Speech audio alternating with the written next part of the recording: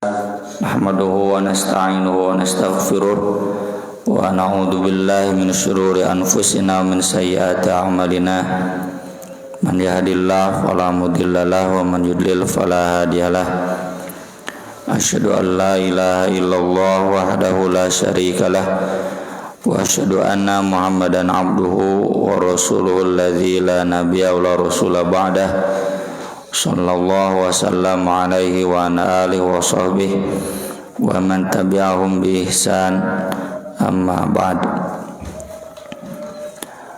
Babu manaqibi Zaid bin Harithah maulan Nabi sallallahu alaihi wasallam.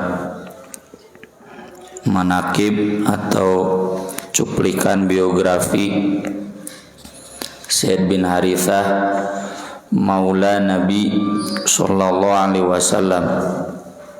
Maula itu berarti bekas hamba sahaya yang dimerdekakan.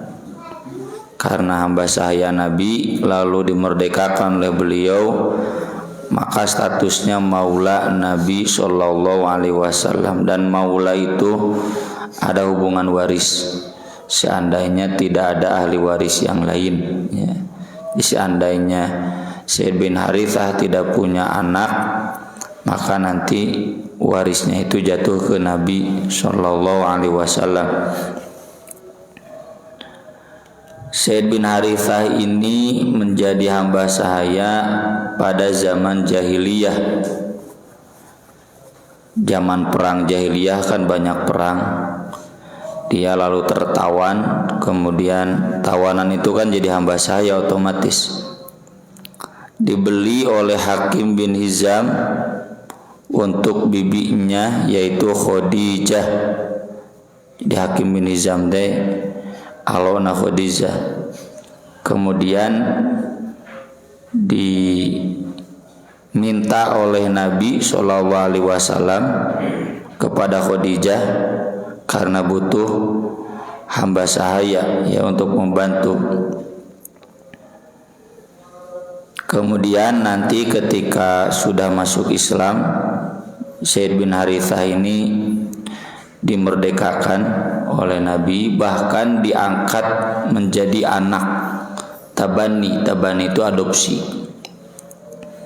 Namanya Zaid bin Muhammad, bukan Zaid bin Harithah.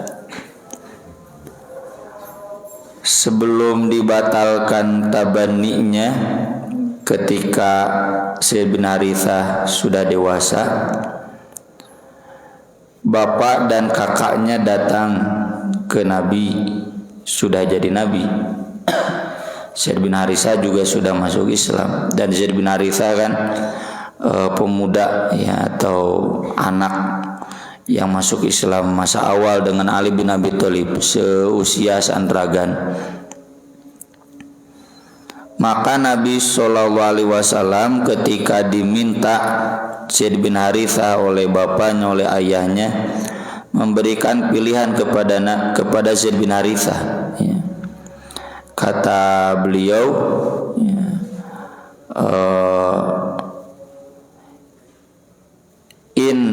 inin talaqo ma'aka lam amna'hu. Ketika saudaranya Jabal bin Harithah ngomong, wahai Rasulullah, lepaskanlah Zaid saudaraku agar ikut bersama kami. Maka kata Nabi, jika dia mau pergi bersamamu, aku tidak akan melarangnya. Tapi Zaid berkata, ya Rasulullah, wallahi la akhtaru alaika ahadan. Demi Allah, aku tidak akan memilih di atasmu seorang yang lain pun, bahkan itu orang tuanya sendiri. Karena dari sejak anak dia sudah diurus oleh Nabi sallallahu alaihi wasallam. Dan Zaid bin Harithah ini yang pembatalan tabaninya cukup dramatis ya. Mun disinetronkeun juga narami. Karena Zaid bin Harithah ini ingin menikah dengan Zainab binti Jahash. Zainab binti Jahash ini seorang perempuan cantik ningrat Quraisy, ya. Dan saat itu keluarga Zainab binti Jahash menolak, sampai kemudian turun ayat Allah yang melarang kaum mukmin menolak kehendak Rasulullah SAW, karena satu yang melamarkannya adalah Rasulullah. Maka kemudian keluarga Zainab binti Jahash menerimanya. Zainab binti Jahash ini yang kata Aisyah satu-satunya di antara istri-istri Rasulullah yang dia paling cemburu karena cantik, ya, kemudian solehah, masih muda sama, dan pinter masak, ya. Kemudian menikahlah. Sesudah menikah, ya, rumah tangganya kurang rukun, dan kemudian Zaid bin Harithah mengadu kepada Nabi akan menceraikan Zainab binti Jahash. Pada saat itu turun wahyu Allah yang memerintahkan Nabi SAW untuk menikahi Zainab binti Jahash. Nah, disinilahnya drama itu. Kenapa? Pasti dari orang munafik muncul, ya, celotehan, pantas dicerai ku Zaid dadak dipenta ku Nabi, ya. Jadi dulu ketika Nabi melamar Zainab lalu melarang menolaknya, si horeng lenjang Zaid cenah gitu. Tapi buat Nabi, ya, Nabi gini cenah apal kanu geulis mah nya kami nantu gitu. Dan celotehan-celotehan lainnya, tentu itu bebas dari Nabi SAW, karena kita tahu bagaimana ibadah Nabi, ya, bagaimana waktu malam Nabi dihabiskan, ya, dan bagaimana kemudian kesolehan Nabi. Tentu jauh dari sifat-sifat buruk seperti yang dituduhkan tadi. Tapi memang Nabi SAW berat, kata Nabi kepada Zaid, diabadikan dalam surat Al-Ahzab, ya, halaman 2 dari juz 32. 22 juz. Amsik alaika zaujak wattaqillah. Tahan dulu istrimu, jangan dulu diceraikan, takwa kamu kepada Allah. Karena memang perceraian itu sebagian besarnya akibat ketidaktakwaan. Cuma sebetulnya dalam kasus Zaid dan Zainab itu bukan karena ketidaktakwaan, cocok, we. Ya, jadi tidak selalu perceraian itu karena tidak takwa salah satunya atau dua-duanya, tapi bisa juga karena ketidakcocokan. Zainab binti Jahash solehah, Zaid bin Harithah juga soleh. Lamun teu solehah mah mau ditikahku Nabi kan. Nabi berat, ya, dan kata Allah, wa tukhfi fi nafsika ma Allah mubdi wa takhshan nas wallahu ahaqqu an takhsha.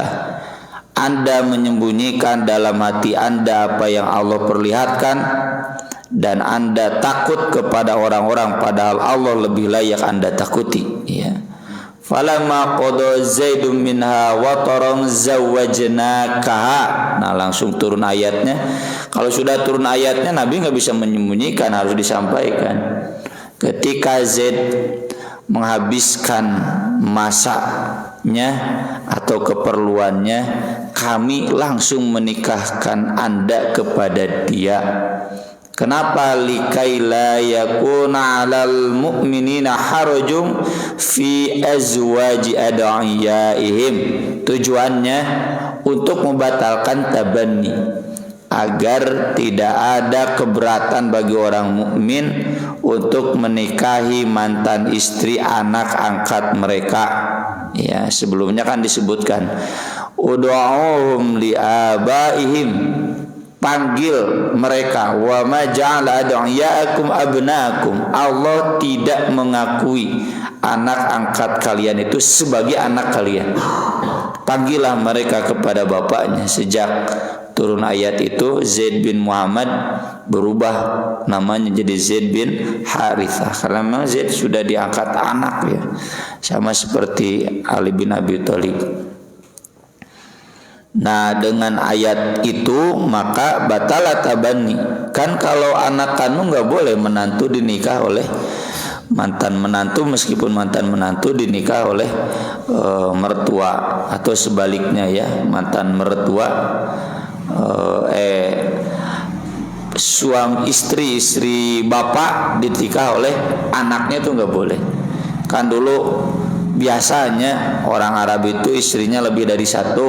Kemarin juga kan dibahas ya poligami Ali bin Abi Thalib. Meski nggak jadi di awal, nanti di masa berikutnya jadi.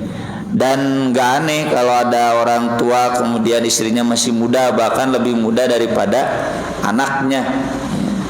Nah itu sering kalau dicerai atau ditinggal mati oleh bapaknya, anak nanti kawin ke mantan indung tere.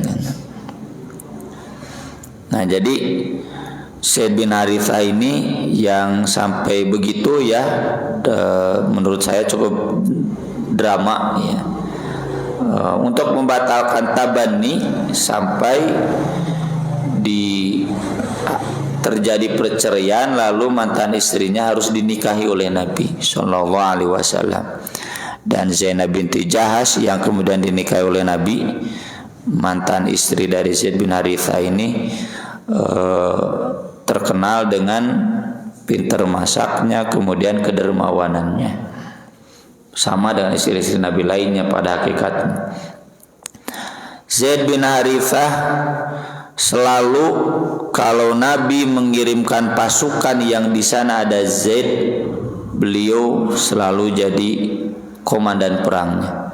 Kecuali kalau Nabi yang memimpin, pasti Nabi yang memimpin ya, komandan perangnya. Tapi kalau Nabi tidak ikut, hanya mengutus pasukan, dan di sana Zaid termasuk yang ikut, pasti beliau menjadi komandan pasukannya. Dan Zaid bin Harithah wafat pada perang Mu'tah. Perang Mu'tah itu pada tahun yang sama dengan Fatu Makkah. Jadi sesudah Makkah dikuasai, maka pasukan Romawi itu merangsek. Ya, Romawi itu kan pusatnya satu di Istanbul sekarang, Turki. Pasukannya ada di Yordania, di Suriah, di Palestina gitu ya. Itu kan dulu mayoritas Kristen, daerah wilayah Romawi Bizantium ya. Jadi Islam da ayeuna termasuk Turkinya. Kalau dulu Turki, Suriah, Palestina itu mayoritas Kristen, Syam. Merangsek sampai ke Mu'tah, maka Nabi mengirimkan pasukan yang dipimpin oleh Abdullah bin Rawahah, kemudian Zaid bin Harithah, kemudian Ja'far bin Abu Thalib ya, yang kemarin sudah dibahas hadisnya tentang Ja'far, dan nanti terakhir oleh Khalid bin Walid. Perang Mu'tah ini perang yang dina YouTube oge ayalah nya, divideokeun ya, tentu maksudnya diilustrasikan. Jadi sampai menggugurkan 3 komandan perang ahli dalam Islam sebelum kemudian nanti diambil oleh Khalid bin Walid ya. Dan Khalid bin Walid berhasil mengalahkan pasukan Romawi ya. Pasukan Romawi itu namanya Amerika Inggris ya. Beliau gugur pada perang Mu'tah sebelum Ja'far bin Abu Thalib ya. Kemudian hadis-hadis yang dituliskan oleh Imam Bukhari, yang pertama hadis dari Al-Bara dari Nabi Shallallahu Alaihi Wasallam, di mana beliau berkata kepada Zaid bin Harithah, anta akhuna wa maulana, kamu adalah saudara kami dan maula kami. Ini hadisnya sama dengan yang sudah dibahas dalam manaqib Ja'far bin Abu Thalib. Jadi ketika Fatu Makkah, anaknya Hamzah perempuan berlari sambil menangisnya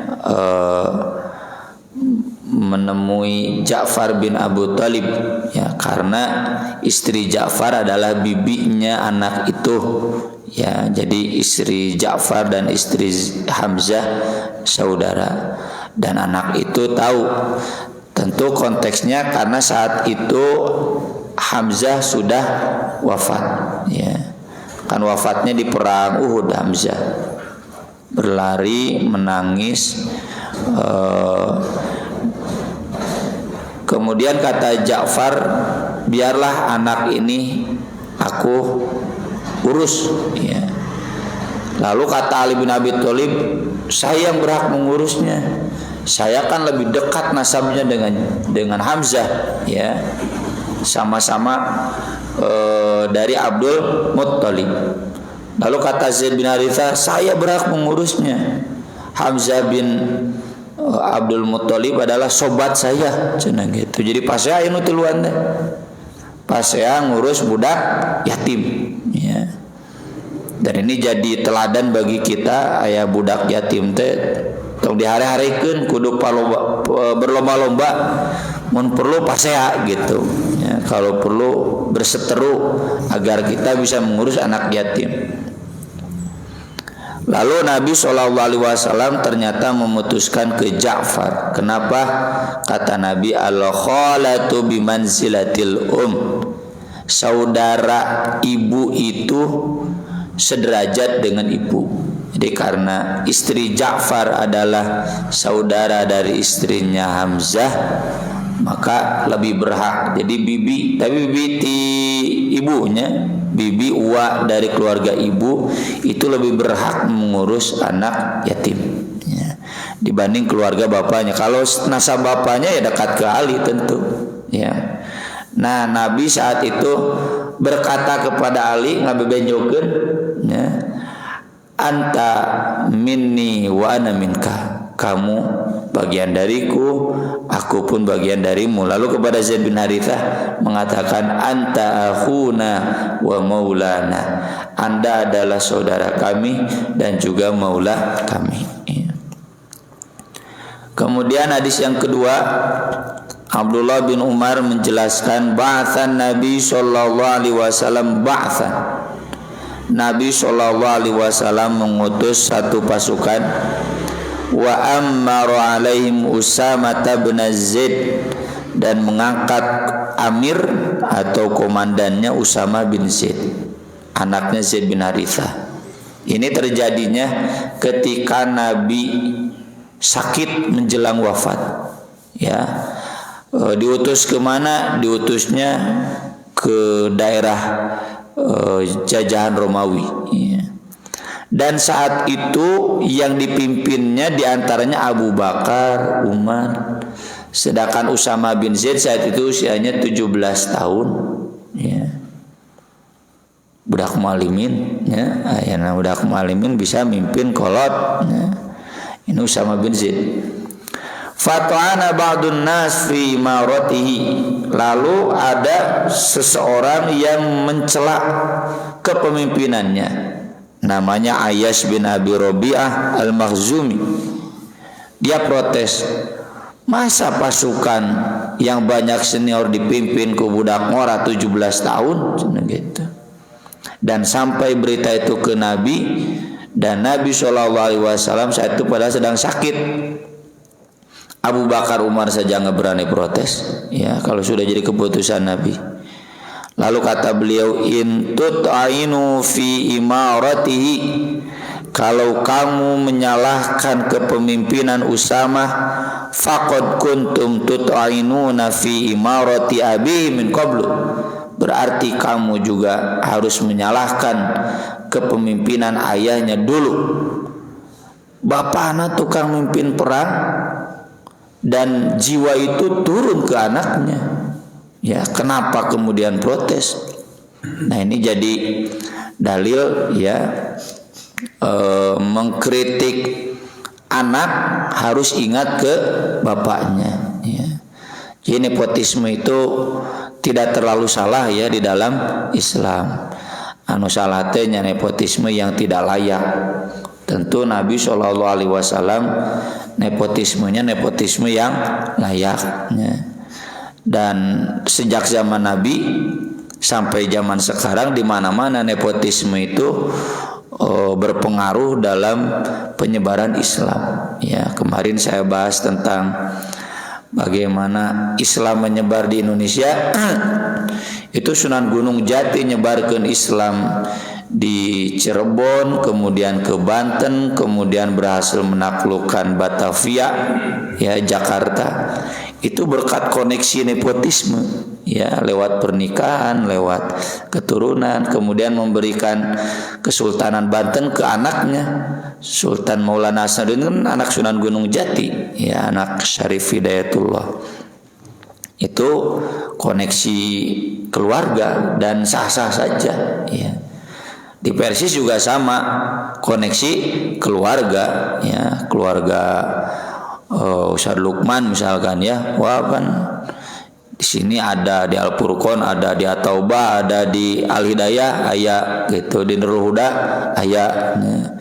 Itu keluarga besar, ya, termasuk juga keluarga-keluarga lainnya yang tidak perlu saya sebutkan, ya. Jadi kalau kalian menyalahkan kepemimpinannya, berarti kalian mengingkari kepemimpinan ayahnya dulu. Sarua jeung teu hormat ka bapakna, gitu. Jadi ini juga yang kita harus hati-hati, ya, termasuk saya. Mun di Pajagalan mungkin budak nu baong kadang sok poho teu nanya ieu anak saha. Baru diketahui eta cenah anak Ustaz, aduh hampura nya minta hampura ke bapana. Wa aimullah in kana la khaliqan lil imarah. Ini Nabi, demi Allah Usama meskipun usia 17 tahun layak memimpin. Moal pati-pati Nabi ngangkat komandan kalau dia tidak layak menjadi komandan. Wa in kana la min ahabbin nasi ilayya. Sungguh ayahnya dulu di antara orang yang paling saya cintai. Karena bukan satu-satunya tentunya. Wa inna hadza la min ahabbin nasi ilayya ba'da. Dan sungguh anaknya ini termasuk yang paling saya cintai sesudah ayahnya. Nanti sudah ini ada bab tentang Usama bin Zaid. Para sahabat itu kalau ada apa-apa berkaitan dengan Nabi selalu lewat Usama.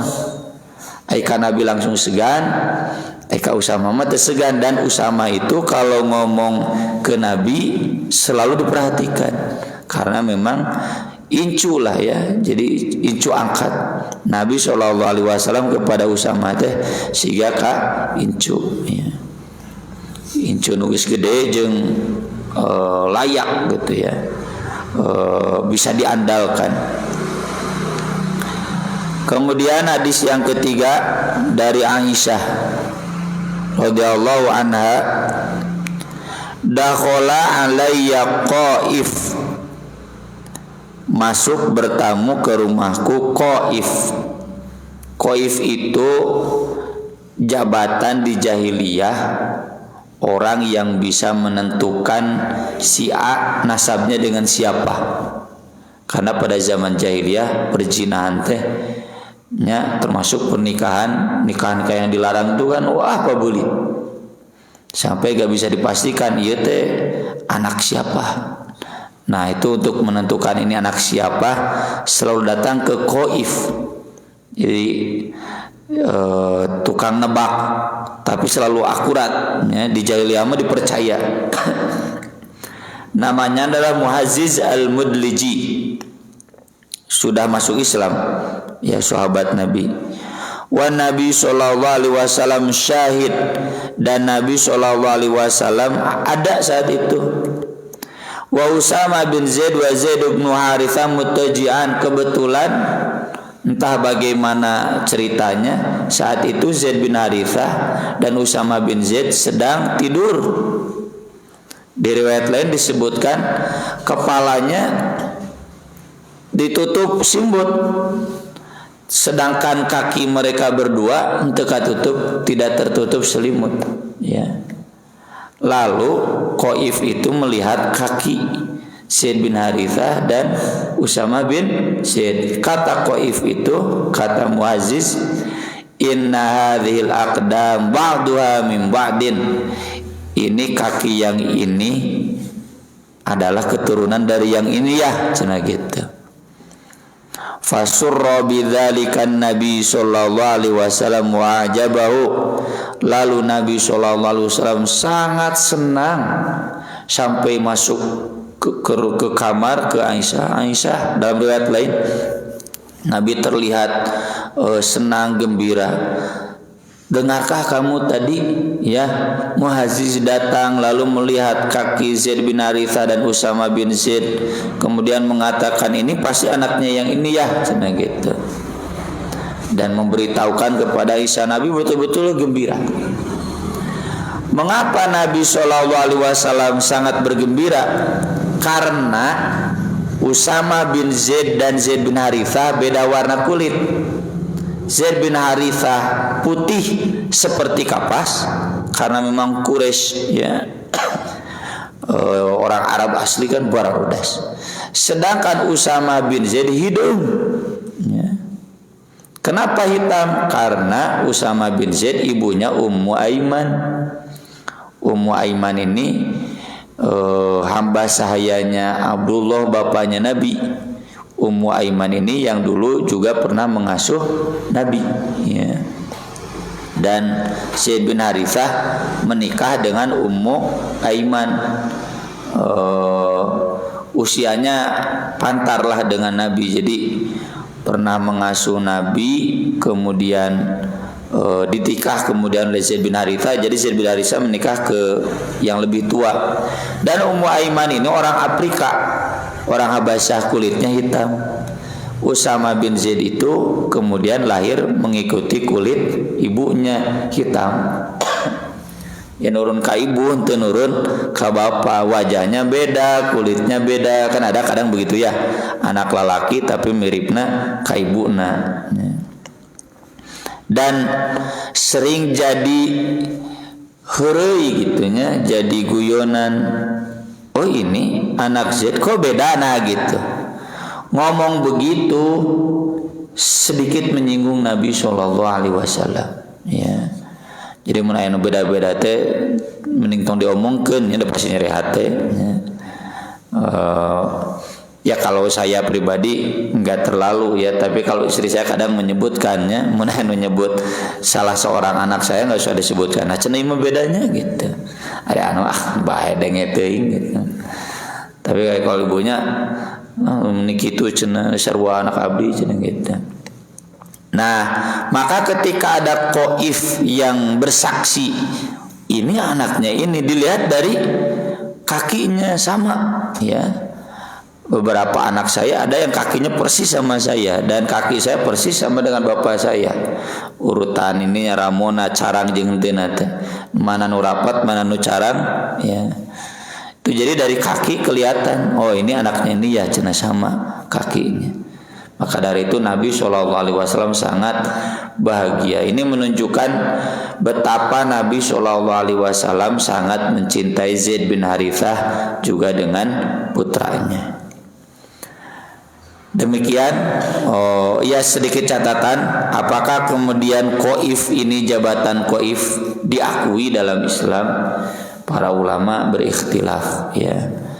Cuma yang jelas jika memang mentok bisa dirujuk gitu. Tentu mentok yang dimaksud yang paling utama adalah saksi dari keluarga ya.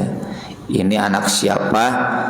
Insya Allah lahnya di zaman Islam itu tidak akan riweuh karena jelas kan haram perzinahan. Tapi seandainya ada terjadi ya kayak dalam kasus li'an kan, ini anak siapa, bapaknya nggak ngaku itu anaknya, istrinya nggak jujur ya, maka bisa dirujuk qaif itu menurut pendapat Imam Asy-Syafi'i. Tapi bukan satu-satunya rujukan utama. Kalau memang ada rujukan utama saksi keluarganya yang dekat, ini anak siapa, maka itu yang lebih kuat tentu dibanding qaif. Sekian yang bisa saya sampaikan pada pagi hari ini. Barangkali ada yang mau ditanyakan, mangga dipersilahkan.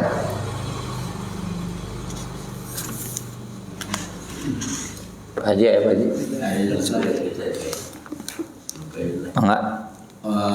Hadis tajiah ayam yang istri sareng Allahumma ghfirlahu Allahumma ghfirlah anu gimana mayit perempuan dianggap biasa buah al-maghfirlahu.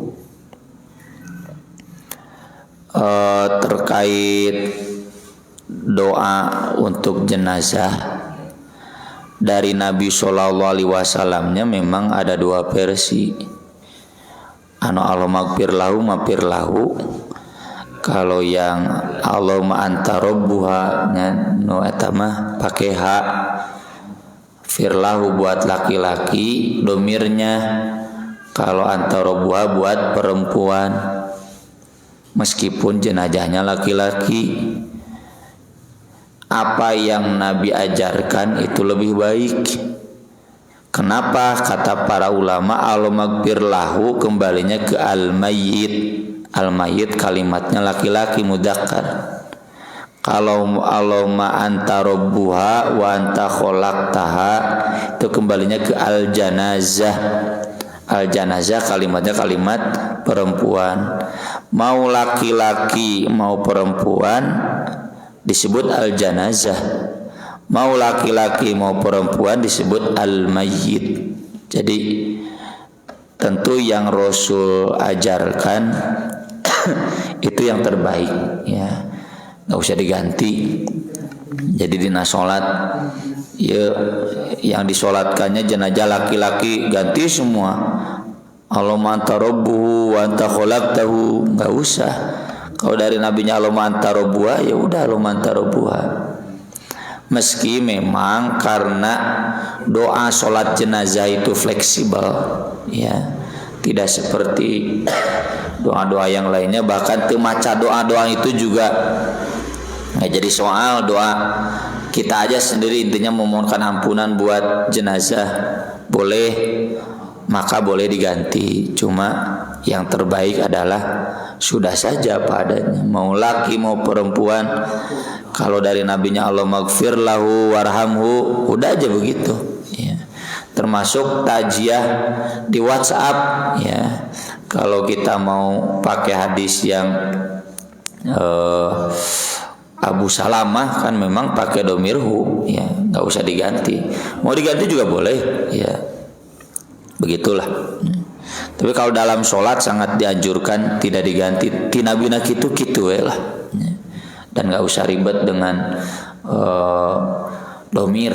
Ya, apal geuneun wae ya, kok mun teu apal sorok mah lieur. Kayak mun duaan kumaha? Aduh can kudu diganti deui Allahumma gfir lahuma warhamhuma. Mun lobaan kumaha? Kayak jenazah anu kapal nya pan lobaan tah mah. Kudu diganti Allahumma gfir lahum warhamhum. Ya enggak usah. Ada lagi? Cukup ya, terima kasih, mudah-mudahan bermanfaat. Aku qouli hadza wa astaghfirullah li wa lakum subhanakallahumma wa bihamdik asyhadu an la ilaha illa anta astaghfiruka wa atubu ilaik. Wassalatu wassalamu ala Rasulillah. Wassalamu alaikum warahmatullahi wabarakatuh.